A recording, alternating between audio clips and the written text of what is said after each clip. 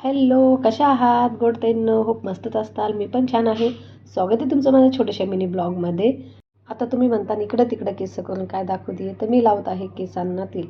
तर मी कोणतं तेल वापरते आणि मी माझ्या केसांना ड्राय होण्यापासून किंवा पांढरे केस होण्यापासून मी कसं वाचवते, तर व्हिडिओ प्लीज कंटिन्यू करा.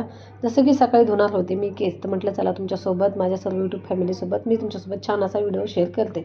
आपलं कसं होतं ना, जास्त खर्च करायचं बजेट नसतं. माझं माझं असो की माझ्या घरी असणाऱ्या ताईंचा असो किंवा जॉब करणाऱ्या ताईंचा असो, तर बजेटमध्ये बसणाऱ्या वस्तू किंवा बजेटमध्ये सगळं होणाऱ्या वस्तू ज्या आहेत आणि ज्या आपल्याला रिझल्ट पण चांगल्या देऊन जातील, अशा वस्तू मी सतत तुमच्यासोबत शेअर करण्याचा प्रयत्न करत असतेच. तर आज मी लावत आहे आपलं खोबऱ्याचं तेल. खोबऱ्याचं तेल नॉर्मली सगळ्यांच्याच घरामध्ये असतं. ज्यावेळेस आपण सामान भरतो किंवा आपण एरवी पण आपल्या घरामध्ये लहानपासून तर मोठ्यापर्यंत ते आजी आजोबापर्यंत आपले तर पहिल्यापासून आपली प्रथा आहे खोबऱ्याचं तेल. खूप जुनं आहे खोबऱ्याचं तेलचं ब्रँड, तर ती पहिल्यापासून चालत आलेलं आहे, हे तर सगळ्यांना माहिती असेल. तर मी जसं की मी तुम्हाला बोलले सकाळी मी केस धुणार आहे, तर दिवसा न लावता संध्याकाळी खोबऱ्याचं तेल माझ्या बऱ्याचशा ताईंना माहिती असेल लावायचा प्रयत्न करत जा आणि रात्रभर ते केसामध्ये मोडून देत जा. कारण की आपल्या जुन्या बायका ज्या आहेत, जुन्या आजी सासूबाई ज्या आहेत, ते सतत सांगत असतात की केसांना तेल लावत जा जा लावत जा जा. पण आजकाल हल्ली इतक्या धावपळीमध्ये आणि इतक्या तणावामध्ये आपण कधीही केसांकडे लक्ष देता बऱ्याच महिला, पण माझ्यासारख्या बऱ्याच ज्या असतील की त्याला केसांकडे लक्ष देणं होत नाही. पण मी तसं करत नाही. मी हप्त्यातून 2 वेळेस का होईना केसांना तेल लावून रात्रभर सोडून देते आणि सकाळी छानसा असा वॉश करून घेते. तर इथं तुम्ही बघू शकता छानपैकी नखांनी तेल लावून घ्यायचं.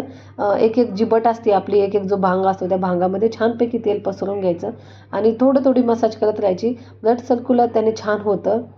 नंतर केसांची वाढ पण होते आणि हप्त्यातून 2 वेळेस वेळ काढून केसांना तेल लावलंच पाहिजे. बदामाचं लावा, खोबऱ्याचं लावा, तुम्हाला जे तुम्हाला सूट होत असेल ते लावा.